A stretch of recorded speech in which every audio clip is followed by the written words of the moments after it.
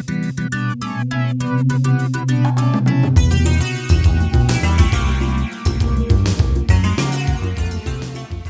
and welcome to episode 40 of Retro Recall the PS1 Chronicles, a show where we play and rank every PlayStation game ever created. My name is Jimmy, and as always, I'm here with Mike. Hello. And we're joined again by Kyle. Hi. So this week was interesting. I ended up playing about 6.5 hours of this game because I have COVID and couldn't go to work. I mean, make use of your time that you have. Yeah, I mean, you know, me and Kyle talked about this. We wanted to hit a certain point in the game anyway, so I probably could have got there in a little less time than that, but I figured I'm going to be home. You know, at first, obviously, I felt pretty rough, but then after a while, I was like, you know, I could just sit here and play games, whatever, you know, so might as well play the game for the show more. Yeah. And I like how I'm starting to feel better, and now you're the one who's sick this week. Yeah, you gave me COVID through Discord. You were sick last week. I remember that now. It's good you're feeling better, though. Yeah, thank you. I don't know how usable a lot of my audio was from last week, but hopefully it's good. It was not actually that bad. I didn't have a hard time editing at all. I mean, most of your coughs were when other people were talking, so you're all good. Cool. So yeah, before we get into this, Kyle, you absolutely love this game, and we both played it, at least half of it, a year ago when we were on tour, so that was fun. Yeah, this is definitely one of my favorite games of all time. That's why when you told me you were going to do this on the podcast, I was like, yes, 100% want to do this. Yeah, I mean, I pretty much picked it for you because we typically do this thing where we try not to pick too many bangers in a row because we're going to end up burning through all the good PS1 games and then just have years of this podcast playing trash. Yeah. That's the fear. So like this month, you know, D doesn't count. That's not a banger, but I would say the rest of this month is going to be heavy hitters. So, oh yeah, for sure. Thinking about now what the lineup is, like, yeah, it's there's a lot of good games this month for sure. Plus, if we make October a reoccurring thing for spooky games, we don't want to burn through all the good ones in year one and then have nothing in year two. Very true. I mean, we got sequels too, but I think there's plenty of horror games, at least for a couple years, I would say. Yeah. But I guess now we're just not going to play horror games the rest of the year now. Is that what we're going to do? Just save them for October? I'm fine with that. I mean, that's because you hate them. But before we get into the game, I've actually been watching the Castlevania anime. I don't know if either of you have seen it. Is it good? I've heard it's good, but I've never watched it. Dude, it is amazing. Really? So I am on season 3. The first 2 seasons are like 4 to 6 episodes each. So like you can just blast through them really quick. Literally, it's adapting Castlevania 3 and Symphony of the Night into the show. Whoa. The plot of the first 2 seasons is, you know, Alucard is coming back to kill Dracula because humans killed his human mom, and Dracula wants to kill all of humanity because of that. So it's Alucard, a Belmont, and then Speaker Magician. I forget if they're in this game or not, but they go back and they go to fight Dracula. And then the second 2 seasons, there's only 4. I believe they're just about the aftermath of that.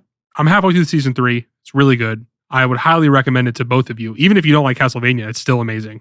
How new are these? Is this show? Past 5 years, I think. Oh, okay. It literally just ended last year, and there's a like spin-off series that's going now as well. So I plan on watching all of them. But needless to say, that really like got me so excited to play this game because Alucard is such a big character in the show.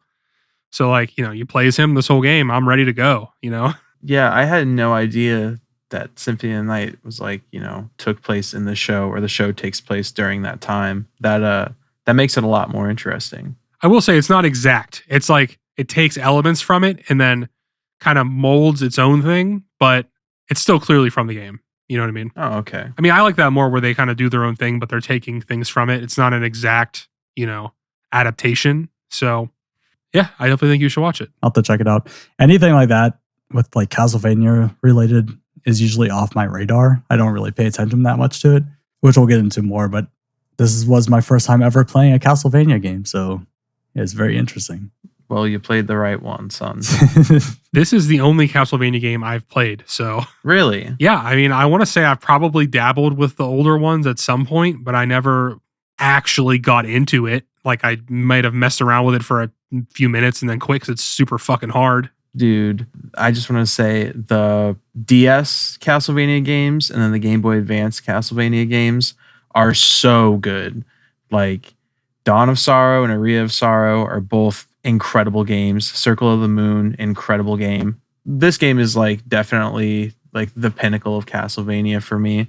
And I feel like for a lot of people too, but like those other games on like the handheld platforms are like so fucking good and super in depth. Yeah, I mean, I'm pretty sure they're made by the same guy that made this, and they're just like, he kept it going. So I definitely want to play them eventually. I know there's a collection that's on like PC and PS5 and stuff too that you could also play.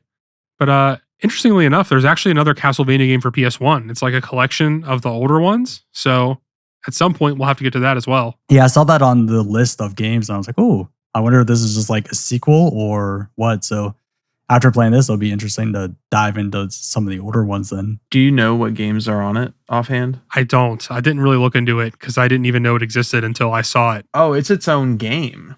Oh, it's a remake of the original Castlevania. Oh, Interesting. that's cool. I didn't even know that existed. Neither did I. And it looks like it's a late PS1 game as well. It came out in 2001. So I guess we will get to that one maybe next year. Yeah, See. that'd be really fun. But yeah, that's enough Castlevania talk. Let's get into this game.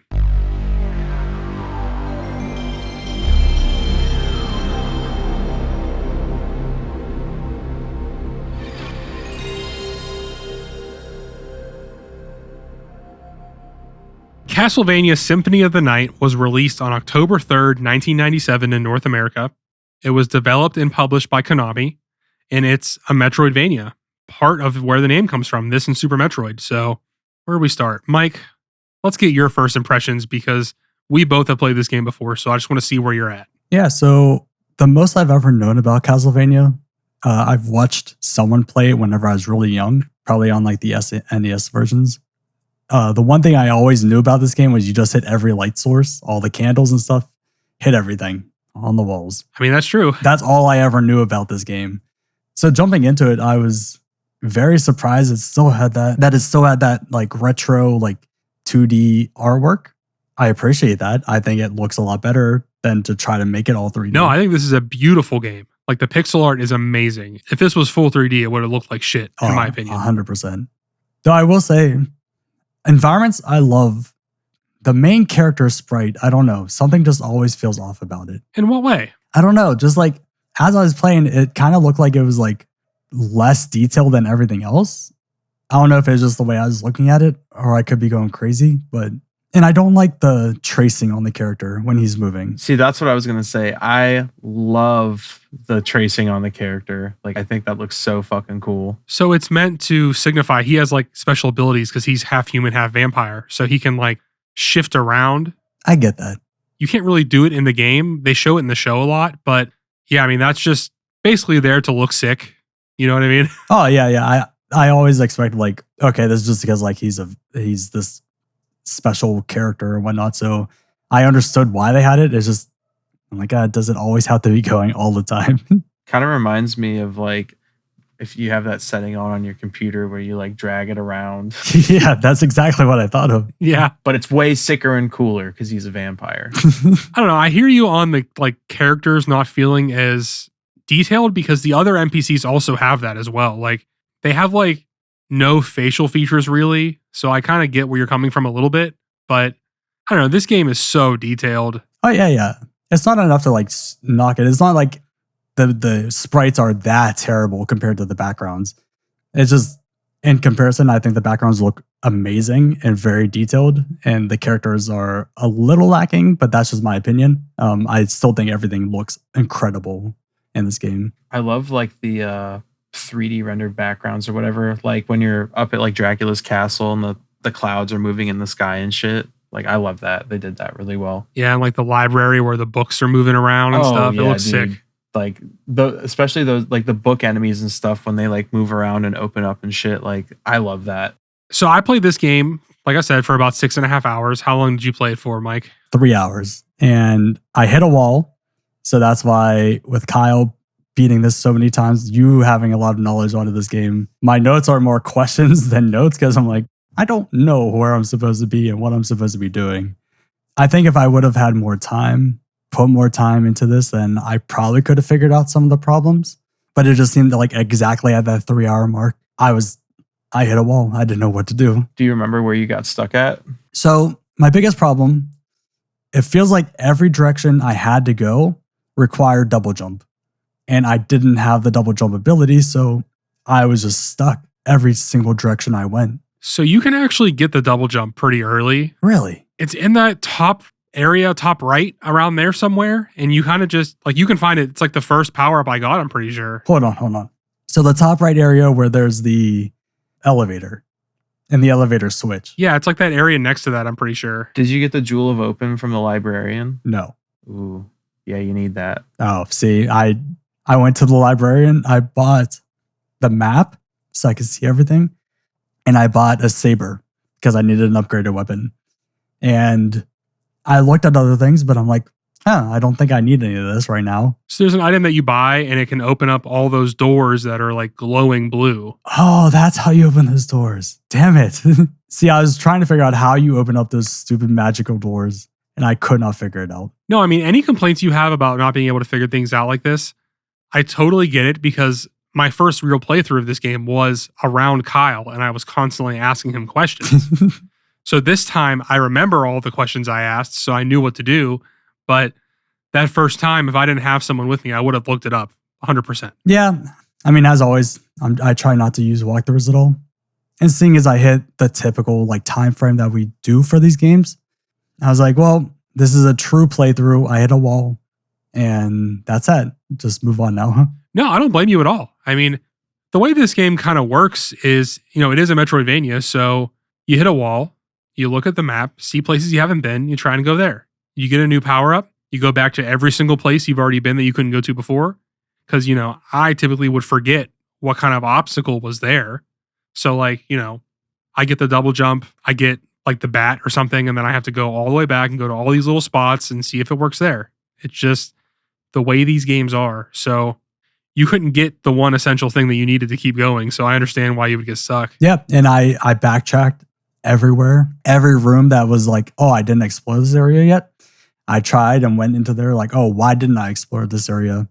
So yeah, I did all that. And after running through the entire map twice, I'm like, okay, I truly have no clue what I'm doing. I will say, I think it's a little dumb that is the only essential item in the game that you need to get from the librarian. Oh, is it really? Yeah, you don't need to buy anything else from him. Everything else, like, you don't have to buy anything besides that from the librarian, period. Like, you'll find better weapons than he sells in the world. Oh. Yeah, the only thing I bought from him were those two things. I mean, I bought potions and I bought the library card so I can get warped back there whenever I want.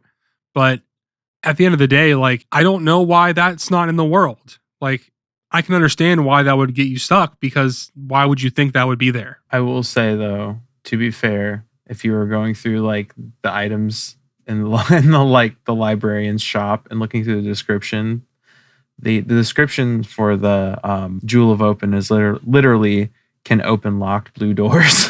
Oh, that was going to be my question is, do they tell you? Yeah, it just straight up says can open locked blue doors. Well, damn it. I didn't even read that. No, I know. I definitely hear you. I just think it's a little strange that that's the only one that does that. Like every other thing is in the world. I don't know. I get that. And like I said, I probably would have figured it out eventually. I probably would have went back to the librarian, looked through the items, and maybe I would have read the description this time and been like, oh, okay, this is what I need. Yeah, I mean, it's impossible for me to know because I just knew there were important things to buy there. Like I literally texted Kyle this time. I was like, you have to buy the library card, right? And he's like, what?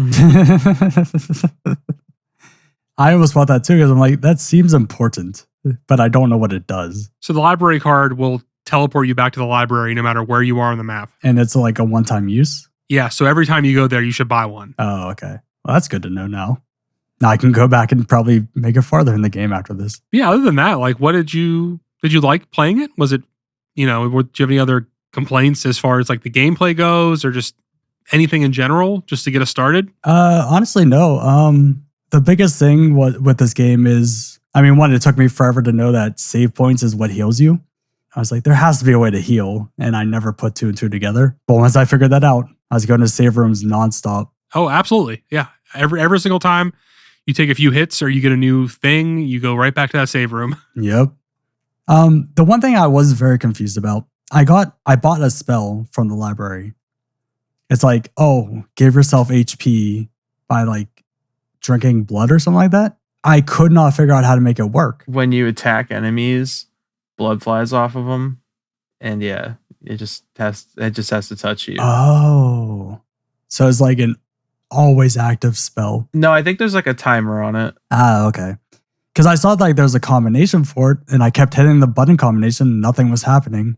So I just ignore the spells the whole game because like Crazy. they're really annoying to try and do perfectly, and I always end up just using like my special item or something instead of doing the spell. So I just kind of ignored it. That's crazy, dude. Spells are so OP in that game. I don't know if it's like my experience playing this game, plus I've played literally dozens of Metroidvanias, but like I don't find this game to be that hard. I wouldn't say it's hard. It's frustrating, but not in bad ways. Like I would go one direction and then die because I came up on a new enemy. I'm like, oh, what's this guy? And then he one taps me. And I'm like, oh, well, don't do that a second time. So reloaded on my game and went back and did it again. And then I was like, you just learn how to handle each enemy when you find the new ones. I would say it's a little frustrating that it's like, oh, you die, game over, start over. But at the same time, it like makes you be cautious about where you're saving, how often you're saving, and just being cautious of what you're doing in the game. So after like so many continues, I just started saving all the time every time I found a room. Yeah, I mean, that's just kind of the way I play these kind of games anyway. It's like literally anytime I do anything of importance, I just go save. But I don't know, I didn't really die that many times. Like I did die. I'm not going to say I'm like a fucking pro gamer, but like I definitely tried to be very cautious. You know, there are a lot of save points, so it's usually not too bad. But once you get past a certain point, you're like, I either got to find one or I got to go back because like I'm going to die soon. Yeah. There's several times I skipped save rooms. I'm like, oh, I'm doing well. Big mistake. Yep. I went into a boss fight with the pterodactyl and the flying creature thing, and it wrecked me and I lost so much progress. I'm like, all right, gonna start saving now. You can actually cheese most of the bosses with your little special item. Yes. Which I was gonna ask, like, which one is like your favorite? Ooh. The one I used the most was the Bible. The Bible is pretty cheesy because it kind of protects you. Anything that comes near you, it's just going to hit it. There were also multiple bosses I was able to kill with just the knife, where you're just throwing them repeatedly. Oh, okay. For me, the holy water is goated. Love the holy water. Oh, I mean, it's great. That, or I really like the one, it's like, I think it's a diamond or something where you throw it and it ricochets off all the walls until it goes off screen. Yeah. Like when you're in tight spaces, that one's really good. The one I found myself using the most was the time stop. Especially like whenever you have to fight your clone as like a mini boss. I just time stopped, hit him a bunch of times. When he came back, time stopped again, hit him a bunch of times, and he was dead. Oh, dude, fighting your doppelganger is just such a fucker boss fight. Like, oh my God. Yeah, and you have to do it again later. Yeah, you do it twice. It's so hard. Oh, okay. The second time is actually very hard. So yeah, I mean, there's easily 5 or 6, if not more, different little special items that you can use. So the one annoying thing about them, though, is if you pick a new one up, it automatically gets rid of your old one, and then you have to hurry up and go get it, or it's gone forever, which I used the Bible for a long time, then I lost it and couldn't find another one. And then once I got another one, I was like, this is it. I have to keep it now. Luckily, I noticed that a lot of the lights, like they're preset to that they always have the specific item you need. Yeah, they're like set drops. Yeah. So I'd always remember which one had the clock. And if I ever lost it and needed it, I'd just go back to that area and grab it again. Yeah, I know that Metroidvanias are about backtracking, but backtracking through some of these areas is pretty annoying. Yes. It does get easier once you start getting like the teleport rooms, so you can like kind of zip around the castle, and then like there's little shortcuts and stuff that you can take as well, especially once you have like all of your abilities and stuff. Like you can zip around the castle a hell of a lot easier. Oh, absolutely. And like one other, I guess I would call this a complaint, is like there's a lot of like rooms in this game that are just long hallways with enemies. And it's like literally there's just nothing really that you can do about it besides either fly around them once you get the bat form or just fight them all. And it's I don't know, it's just not that interesting to go back and forth through an area when you're just trying to jump past 4 of the same enemy in a super long hallway. It's just not that interesting to play. I mean, I just think it adds to the sense of danger for me, at least, because it's like, okay, say you have to go back to that hallway, but like your HP is low, so you're just like, dude, I'm so fucked. And then you have to like strategically make your way through the hallway, whether it's like evading enemies or fighting them, but like, man, use the spells, bro. They're so good. Like, there's multiple spells that are really good for like clearing out a room because they'll just like fly across. Like there's like the fireball one where he opens up his cape and it like, first of all, when you use that, like you teleport. Like if you remember the first time you fight Dracula when you're Richter, and he does that thing where he teleports, you can use that as a spell. So you can cast that and go super far across the room. And when he lands, you can shoot either 3 fireballs, or if you hold up, he'll shoot the 2 big like flaming ball things that go out. Just use that on a room and you just crush it. Yeah, I mean, there's also that one room with the long staircase with all of the like sliding knights and then the fireball shooting like heads. That room is pretty annoying, but once you can fly, you just never have to do it again. And that's like these games in general, like we were talking about. It's very difficult up front, but the more you start unlocking, the easier, like those annoying sections are no longer a problem after that. No, you're right. So yeah, I mean, the story of this game is basically you start out playing the end of the last Castlevania game before this, which was Rondo of Blood, where you're playing as Richter Belmont and you kill Dracula. And then Richter is taken over. I forget the guy's name. Shaft. That's a stupid name, by the way. He's taken over by Shaft and is like essentially like running the castle, I guess. Which I like how this is our second game or second week with Dracula. Yeah, I know. I didn't expect it last week. So yeah, you have to fight your way through the castle. You have to do some, what I would say are pretty obtuse things to get to the real second half of the game. But I've never beaten this game, and we can kind of get into why in a little bit here, but I don't know. I mean, I think the first half of this game is literally perfect. Perfect game. Okay. So what changes to make it not a perfect game? Kyle might disagree with me. I'm almost certain he does. But so essentially, to get to the real end of this game, first you have to get every power up, and then you have to get these 2 rings. You can only get the rings if you have every power up because you need the boots where you can walk over spikes to get to the second one of these items. You get 2 rings, and you've been to the room with the big clock, I assume, right? The big clock. Oh, yeah. With the 2 statues up in the top corners. Yep. I couldn't figure out what to do with that room. So you put those on, and then a new room opens up underground. You go in there, and you get a special item. So if you don't do that, you go to what seems like the final boss, who is Richter, and you can kill him and end the game. Okay. And that it's just over. You get the bad ending of the game. But if you get these glasses, you see that Richter is being controlled by something, and you can fight the thing that he's controlling, which is a little ball flying around. If you hit it a bunch of times, then Shaft shows up, and you get to go to the second half of the game, which is the entire castle from the first half flipped upside down. So pretty much you did all this, and then you think you're done with the game, but then you got to do everything upside down, more or less. It's upside down, and there's new, stronger enemies throughout the whole thing, new traps, new hazards, no new power-ups, but... Okay, hold on. You get upgrades to your power-ups, okay? Well, I haven't played the whole thing, so I don't know. Is that true? Like, your mist ability, you can turn that into, like, you turn into smog, so when you fly over enemies, it damages them. Doesn't seem practical, but it's interesting. I mean, it's sick when you're trying to get through a room. There are also some doors that you needed mist to even get through, so... Well, yeah, I mean, you get missed in the first half of the castle, but oh, okay. There's no like essential power-ups you get in the inverted castle. You just have to go fight, I believe it's 4 bosses, and then you can go fight Dracula. So in a sense, it's kind of like padding in a way. That's what I think about it, but I don't think Kyle agrees. I mean, okay, after we had our initial conversation and you told me that that's how you felt, I was like, nah. I kind of like rethought about it. I will agree to an extent that the game does start to fall apart in the second half once you reach the inverted castle. But still, that being said, I think it's great. Like, I still think it's good.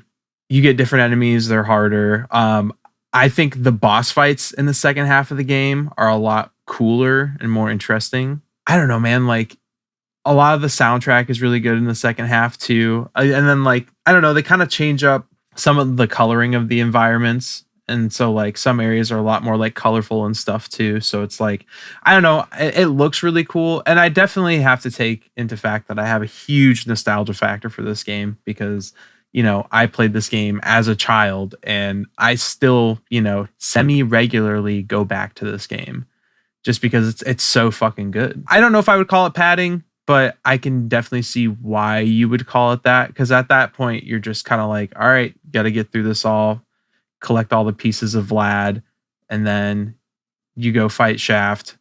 And then literally right after that, you fight Dracula, which is also difficult because, you know, you do this whole boss fight with Shaft. And then once you defeat him, you are pretty much teleported directly to Dracula. And then you have to do that fight. So it's like whenever you go to do that, you have to make sure you're like super juiced up with like potions and like you're ready to rock. Cause it's like, you know, if you get to Dracula and you're out of shit, like you're just fucked. By the way, the music in this game, fucking amazing. 10 out of 10. 10 out of 10. I really liked it, yeah. But in the Inverted Castle, they actually play a certain song just over and over again for half the rooms. Oh. I don't know if you remember this, Kyle, but there's one song, and it's not even that good of a song.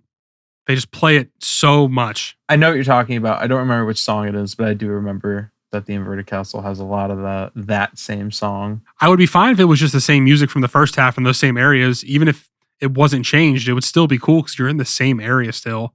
What would have been ideal is if they just went through and altered those themes just a little bit to make it a little scarier or something, or even completely new songs. I know that's probably not realistic, but I don't know. It just got pretty annoying pretty quick. That's all. Is it the Outer Wall music? No, I forget the name of the song. I looked it up too, but yeah, it just keeps going and going and going. And that on top of it being just really fucking hard sometimes. And they didn't really account for the fact that, you know, platforms are really high. So you constantly have to use your bat form, which is a little annoying as well because it's kind of slow. Like you can't double jump to half the stuff. You have to just turn to the bat for a second, get to where you need to go, and then get out of it. Do you ever get the moon? I think it's called the moon jump. Yeah, I did get that, but that's also just whatever. I don't know. I barely ever use that. I don't know if it's super jump, moon jump, whatever. Dude, are you crazy? Like I use that more than I use the bat. It's so fast because you can like angle it. You don't just have to go straight up and down. You can jump and angle, you know, so you could just like, as long as you have the MP to do it, you just fucking, you know, shoot across rooms and shit. I don't know. I just think about specifically one of the areas, like the outer wall, when you're doing that in the Inverted Castle, the jump is just a little bit too high. So it's like, is it worth it to do the jump? Because you're just going to go straight up and then you still have to go to the left or right. You know what I mean? So you just have to jump, turn to the bat, go to the left a little bit, and then you're there. That's the kind of stuff I'm referring to. You know what I mean? It's just, I don't know. I'm not saying they should redo the whole fucking map. It's just, it gets old pretty quick having to either, you know, do the super jump or turn into a bat. It kind of takes away from me the fun of just moving around the world, which is what a lot of the game is. Like everything feels so fluid and nice. So when you take that away for something else, it kind of just feels off. That's fair. I never got the bat form, so I can't really relate. So, Jim, do you have a favorite area like in the map? Oh man, I don't know. I have some least favorites, that's for sure. The top left, the tower with all the crows. That's pretty annoying. Is that the chapel? Yes. The long staircase, then you have to jump up the bells, and then there's just constantly things flying at you. Worst area in the game by far is like the little clock tower with all the Medusa heads. Oh man. Yeah, that I hated that area so much. That area is rough. When you do it again in the Inverted Castle, it's so much more annoying. Like there's like super powerful enemies plus all the Medusa heads. Whenever we played it on tour last year, that's where I quit. I was like, fuck this, I'm done. Any area that had flying enemies, I just was trying to get out of there as fast as possible because anytime I thought I swung at the perfect time to hit them, it was never the right time, or they were at the wrong height, or I wasn't crouched when I was supposed to be. I was so frustrated every time there's a flying creature. I mean, I get that's also intentional for sure. Yeah. You know, it's meant to like trip you up, but it just, you know, it does its job. It makes me mad. But yeah, favorite area, I don't know. I think Probably that middle area, like around the clock, and that area above it. It's like something's chambers or something. I think that area is pretty cool. I think the lower area, like the caves and stuff, are pretty cool too. Oh yeah, the underground caverns, I think is what they're called. I love that area. It gets more annoying once you get down and you're like with all the lava and shit. Like that part sucks, but before that, it's so fun. I love the catacombs. Yeah. Catacombs are sick. I don't think we were talking about the same area, but the area, it's like super big on the bottom of the map. There's like all the waterfalls and shit. That's what I was just talking about. Yeah. Yeah, okay, yeah. That area is probably my favorite. That are the catacombs. Yeah, I like that level a lot. I just think that like, especially the underground caverns, like the music's really good. And then like, I don't know. I just love how it's like, it's so fucking big and there's a lot to do there. And I mean, there's also like one of the fight that you do with like the succubus that like you can easily miss in that game. And isn't that where you get one of the other rings? Yeah, that's where you get the first ring. Yeah. So I feel like, Mike, did you even do that fight? Nope. Honestly, I got to the part where it's in the top right after you climb the tower with the Medusa heads, turn on the elevator. And then right after that, you go outside and there's that bridge that collapses when you step on it. With all the giant skeleton heads? Yeah, the giant skulls. That's where I was like, okay, I think I need double jump to do the second jump and clear the landing. And so I just went back and forth trying to figure out resetting the room and see if maybe there's a trick I wasn't seeing. That's how far I made it. Yeah, I mean, this game it's a lot. There's a lot to it. So one big thing is like you talked about the bat and the mist. I got the wolf form. What the fuck is that even for? I mean, he can run really fast and you can do kind of far jumps with him. Can you? Because I tried and he just was walking really slow. You have to get a separate power up to be able to run. Oh. It's like charged wolf or something like that. But I never used the wolf one time. No, not a single time. That was going to be my next question too, because like for that bridge section, I'm like, oh, maybe the wolf is lighter so I can just walk across the bridge and it won't fall on me. Nope. And I found no use for the wolf and I didn't know if there was one. Yeah, I mean, I can't think of anything. Yeah, I don't really use the wolf a lot except for in the beginning if I'm trying to do like a far jump, but like just go get double jump. Yeah. Yeah. It's that simple. Just get double jump. Yeah, just do it, dude. I'm telling you, if you go back and play this game and you go get that item from the librarian and go through the blue doors, you're going to be like, whoa. This game's so much easier now. There's so much. Like, there's just so much to this game. It's a big reason why I love it. It's a really big game, honestly. Like, if you wanted to really dive into like all the corners of the game, do all the optional boss fights and get all the abilities and like the rare weapons and stuff, like 8 to 12 hours is not even going to come close to cutting it. Oh, I bet. Yeah, considering how far I made it with only 3 hours, I'm like, I'm going to have to put in a lot of time to actually beat this game. Well, Kyle, you might know the answer to this. It's whenever you fully complete the game, the percentage is like 200 and something percent, right? Yeah. So I will say when I left the original castle, I was at like 93%, I believe. So I really explored the fuck out of the map. Like I got everything I could get, I'm almost certain. And I just, at that point, didn't want to explore the whole castle again, you know? There's a lot of secret rooms that I think you need. One of the familiars you get, you like walk around and they'll find like, you know, hidden walls and shit like that. And there's a lot of areas they do that in. So yeah, we actually didn't talk about that at all. There's familiars in this game you can get. I used the fairy. I only found one other one, but yeah, what you're talking about is the fairy will go, there's something weird about this wall. And then you can go hit it and it'll break open. So are familiars just creatures that follow you? Yeah, and they all do different things. Like what's nice about the fairy is if you have like healing items and shit like that, she'll throw potions at you. And I think she'll even revive you if you have like revive items and stuff. Yeah, if you get poisoned, you get cursed, anything, it will automatically use your item through the fairy for you. Yeah, pretty much. Honestly, dude, the only two fairies or the only two familiars that are really useful in my opinion are the fairy and the sword. Because when you like max out the level on the sword, he gets like really big and he's just like strong as fuck. Super helpful for clearing out like big rooms and stuff. So that one will like fight for you? Yeah, the sword will fight for you. I only had the fairy and the bat, I believe, and the bat does fight for you as well, but it's just not that good. Yeah, I mean, I think all of them fight because you can get like a skull and he fights for you too, and I'm pretty sure the demon fights for you as well. The fairy does not fight for you. Okay, yeah, but she's throwing out those heals, so that's all right. Yeah, I found that more useful than anything else. It's super helpful, especially when you get to like, harder parts of the game and you have those like items that, she can use to revive you. Yeah, I mean, if you're not paying attention, you just take a bunch of damage and then you see yourself get healed. You're like, oh shit, I gotta start really taking this seriously. Yeah. Now, how do you find these things? They're just around. Yeah, they're just hidden in little areas. Oh. Like, I'm pretty sure the fairy is in the library. Once you get the bat, you can fly to like the top corner and there's a little room there and that's where it is. I saw that on the map. I just didn't know how to get to that room.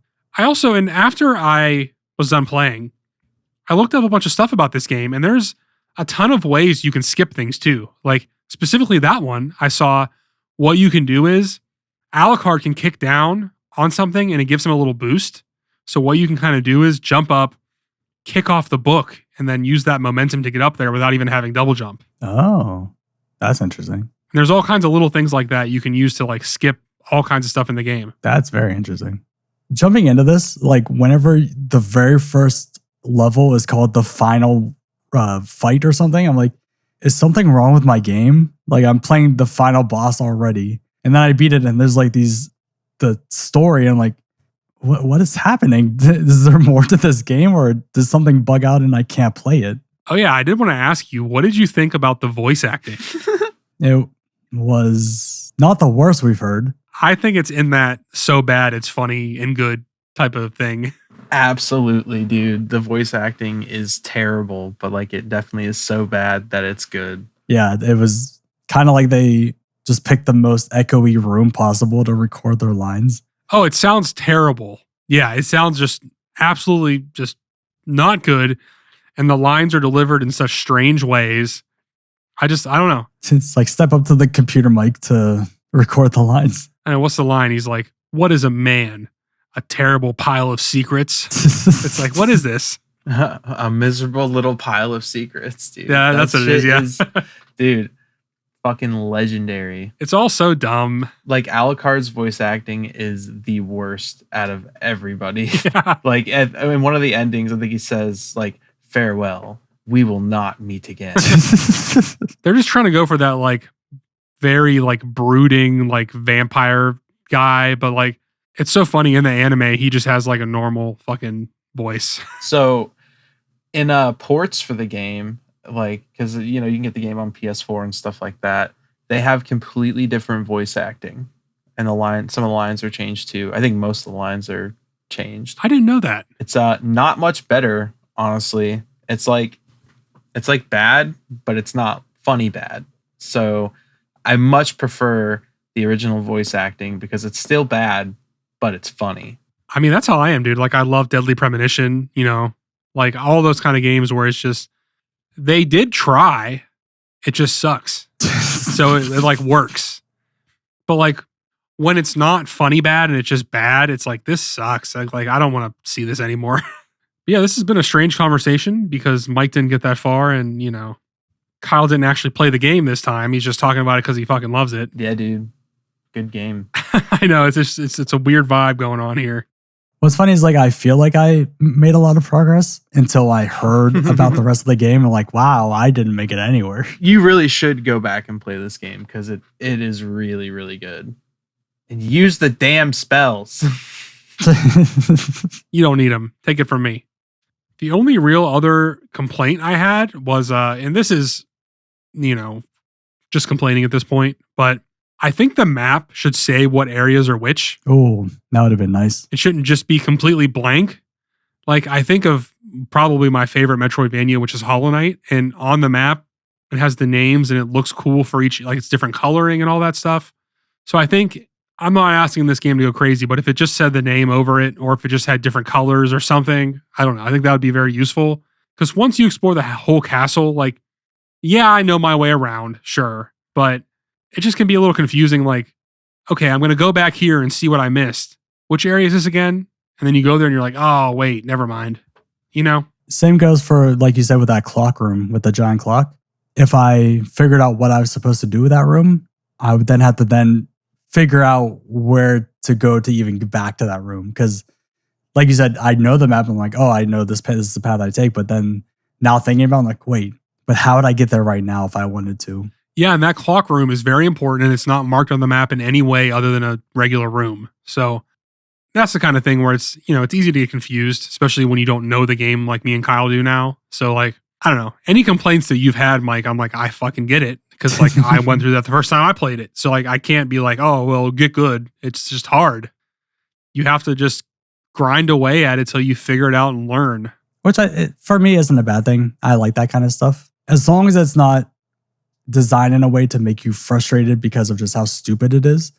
But this is like the answers are there. You just got to figure it out. Yeah, I mean, it's not like D where the answer to the puzzle was to put a random thing in this random thing. Yeah, exactly. That's how I feel about this game too. It's like anything you're struggling with, any wall you hit can be fixed by just exploring, by staring at the map, finding every spot you miss. Like there's not like a secret to it. You just have to keep figuring it out. Even the thing with the rings. If you read the description of the rings, it tells you what to do with them. It's like a riddle pretty much, but like it does tell you what to do. So at the end of the day, I can't be mad about it. Yeah, and same with me missing the blue magic doors. I can't be mad that I didn't buy it. I just didn't read the description, so that's on me. One complaint I had, going into a room, getting hit by an enemy, which then pushes you out of the room, and then you go back into the room to get hit by the enemy, to get pushed out of the room. So many times I do like a blind jump up to the next area. There's an enemy there, get hit back down, and I gotta work my way back up. And times I've even died with like getting hit by someone. I bounce back, but they're flying at me, so I get hit again before I even have time to move again. And I just keep getting bumped backwards. And then it eventually kills me because I can't fight back. That's a big complaint of mine. I hear you. That stuff is very annoying. And even if you'll forget sometimes, and then it just happens to you again. Even a room you've been in 10 times. Speaking of, I do love the like the mimics, the coffee stand thing that comes to life all of a sudden and attacks you. Oh, the first time that happened to me, it got me good. I know. And then I left the room and came back, completely forgot that it was a thing, and it attacked me. I'm like, motherfucker. Like, I'm so tired of this thing. All right. So this got like crazy good reviews, obviously. I mean, it's regarded as a classic now. And even at the time, it didn't sell very well, but it got crazy reviews. But the lowest review I could find was from the UK magazine PlayStation Pro, who gave it a 6 out of 10. And they said, while this installment from the Castlevania series has been improved from the 16-bit versions, the enhancements aren't too dramatically different.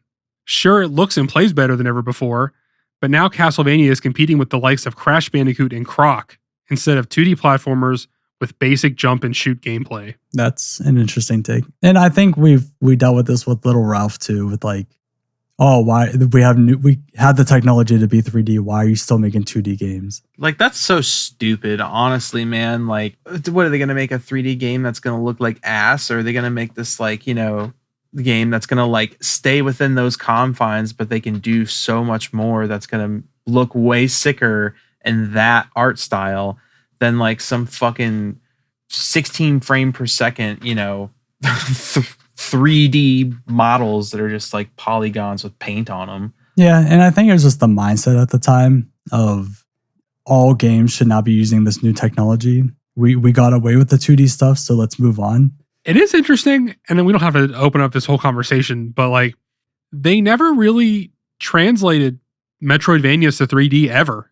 Like Metroid Prime is the only one I can think of. I mean, at least in my experience with playing Castlevania games, like I've played some of the 3D ones, and they just don't hit the same, man, honestly. Well, the 3D Castlevanias are also more like God of War than they are like this. They were kind of trying to do a different thing. I think it would be interesting to see like a full 3D remake of like Symphony of the Night or something like that. I think that would be really cool. Yeah, but at the same time, I feel like you lose its charm of what it has. And I agree with you there, honestly. Like, it would be cool to see, but like it wouldn't feel the same.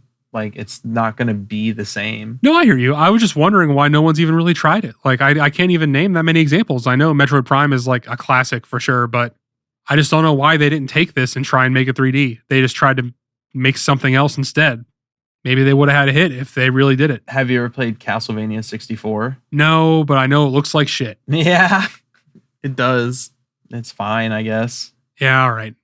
PlayStation Magazine gave it a 5 out of 5. And they said, from the perfectly moody soundtrack and beautiful gothic graphics to the seemingly endless number of rooms and items, this game is top-notch stuff throughout.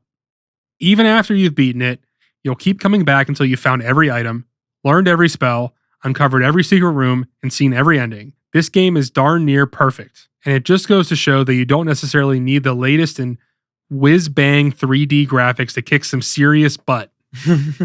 Hell yeah, brother. I picked that one because it's the exact opposite of the other one, you know? Now, how many endings are there? Is it just 2? There's 4 endings. Oh, wow. Okay. So basically, how the endings break down is it's like the worst ending you could get is if you kill Richter without getting that special item that you need the rings to acquire. Then the next ending after that, which is like the bad ending, is if you kill Richter and you have those glasses in your inventory. And the only thing that really changes is like you like talk with Maria at the end of the game.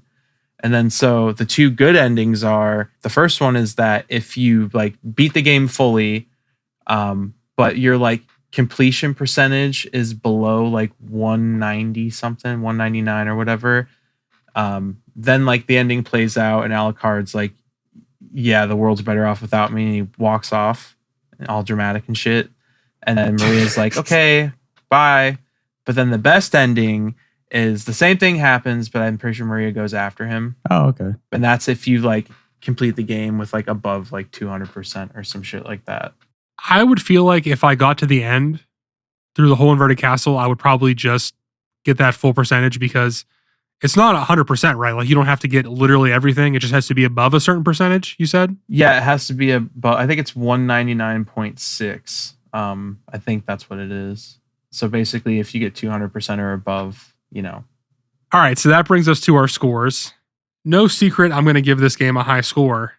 My feelings about the second half bring it down from being what could honestly be a 10. I kind of struggled with where I was going to put it exactly, just because there's so many little things I don't like about it, but there's so many things I love about it. And like I said, I think the first half is perfect. So I'm going to go with a 9. Interesting. Yeah, so being my first Castlevania game, I had a fun time. Any frustration I had was my skill. I mean, even while we were watching the gameplay up on the screen, I didn't realize you can attack diagonally with your weapon. That would have saved me a lot in a lot of levels. So, I mean, there's just a lot of things I missed, and that's just on me, not really the game. And I was also thinking this is a 9.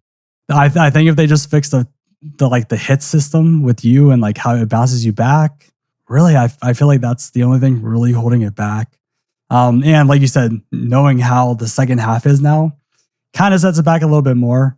Maybe not. Maybe if I played it, I would have a different thought on it. So yeah, 9 for me. All right, Kyle. This is honestly tough for me because I'm going between 2 numbers and they're not far at all from each other. Honestly, I think I'm going to give it a 9.5. I knew that was coming. I wanted to give it a 10.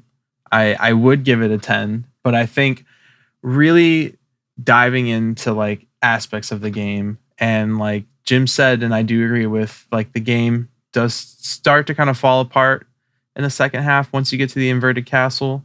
But I don't think that is like anything that ruins the game by any means. Like, I still think it's an amazing game. The graphics are amazing. The gameplay is amazing. I mean, it certainly has a lot of replay value. I mean, I'm almost 30 years old and I've been playing this game as long as I can remember, and I still go back to it. There are little things that take it from being a 10. And like, I want to give it a 10. I love this game. This is definitely probably a top 5 game of all time for me, hands down. It's a 10 in your heart. It's a 10 in my heart for sure. But I think being logical with it all, I think a 9.5 is a very solid, fair score for this game. Yeah, and I think the whole replayability is a good point. Even for me, if I were to stop, I can come back and pick it back up and go. And like with the alternate ending, if I thought I beat it, oh, I can play it again and maybe do something different and get a different ending out of it. I mean, even for me that like, I've beaten this game more times than I can count. And a lot of those times were like completionist, I got everything, did everything, every area of the map. And it's something that I can still go back to and I still have a great time playing it. Like, I feel like you don't get that very often with a game. No, I mean, that's the beauty of it being a Metroidvania. It's all about exploration. And like, if this was a straight up 2D platformer or a 3D platformer or whatever, like it would not have that. Like, I'm not going to go back and play fucking Crash Bandicoot a bunch of times. You know what I mean? Exactly. Yeah. All right. So that puts Castlevania at 9.16. And that will be number 2 right underneath Soul Edge. And our second game to get into the 9s. So that's exciting. Yeah. All right. Well, that's going to do it for us. Thank you so much for watching or listening. If you enjoyed this, please remember to like and subscribe as well as give us a rating on podcast services. We'll see you next week.